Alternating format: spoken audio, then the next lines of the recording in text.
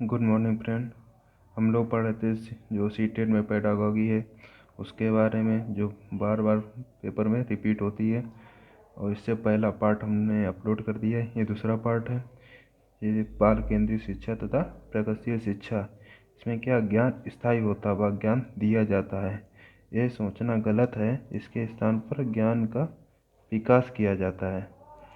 ज्ञान का निर्माण किया था। बच्चे की स्वगरिमा आत्मसम्मान को बनाए रखने के लिए उसे अभिव्यक्त करने का अवसर दिया जाता है और उसके विचारों को मान्यता प्रदान करनी चाहिए, जिसके लिए उसके क्रियाकलाप कराए जाएं, विभिन्न गतिविधियों को करने का अवसर दिया जाए, सामूहिक चर्चाओं और क्रिया में प्रतिभाग कराया जाए, उसके विचारों को मान्यता दी जाए।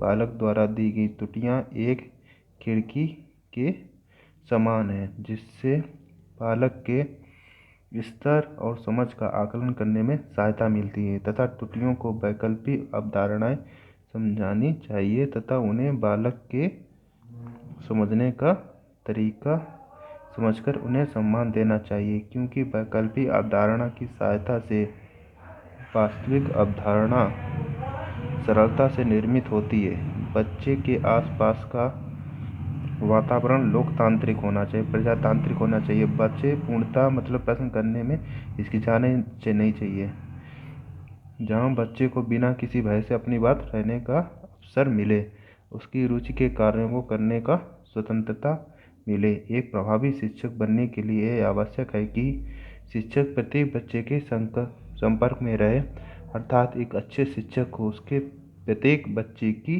क्षमता, कमजोरी, रुचियों का ज्ञान होना अति आवश्यक है, क्योंकि इससे प्रत्येक बच्चे के स्तर और आवश्यकता के अनुरूप शिक्षण विधि कौशलों का प्रयोग कर उनकी क्षमताओं का विकास किया जा सकता है। और शिक्षक सिर्फ उसका एक सहायता करेगा ज्ञान को निर्माण करने में, उसे किसी प्रकार का ज्ञान वगैरह नहीं देगा। ये हमारी जो एनसीएफ 2005 है, जो बाल केंद्रित शिक्षा प्रगतिशील शिक्षा, ये बहुत इम्पोर्टेंट है। इससे बहुत से क्वेश्चन बनते हैं। आगे बढ़ते हैं। धारण करना। विभिन्न गतिविधियों, क्रियाकलापों, प्रयोगों और निरीक्षणों के द्वारा किसी तत्व की सुस्पष्ट अवधारणा का निर्माण और आवश्यकतानुसार अवसरों का प्रयोग धारण करना कहलाता है। मतलब किसी भी व्यक्ति को उसके लगातार अवसर दिए जाएं उसे कार्य करने के लिए, उसे जितने अवसर होंगे, जितने क्रियाकलाप कराए जाएंगे, जिससे वो क्या उस चीज़ को धारण करने लगेगा। शिक्षा के संबंध में सार्वभौमिकरण। तो 6 से 14 वर्ष तक के प्रत्येक बच्चे के लिए 100% नामांकन, 100% सुविधा, 100% धारण सुनिश्चित करना ही सार्वभौमिकरण कहलाता है। CCE continuous and comprehensive evaluation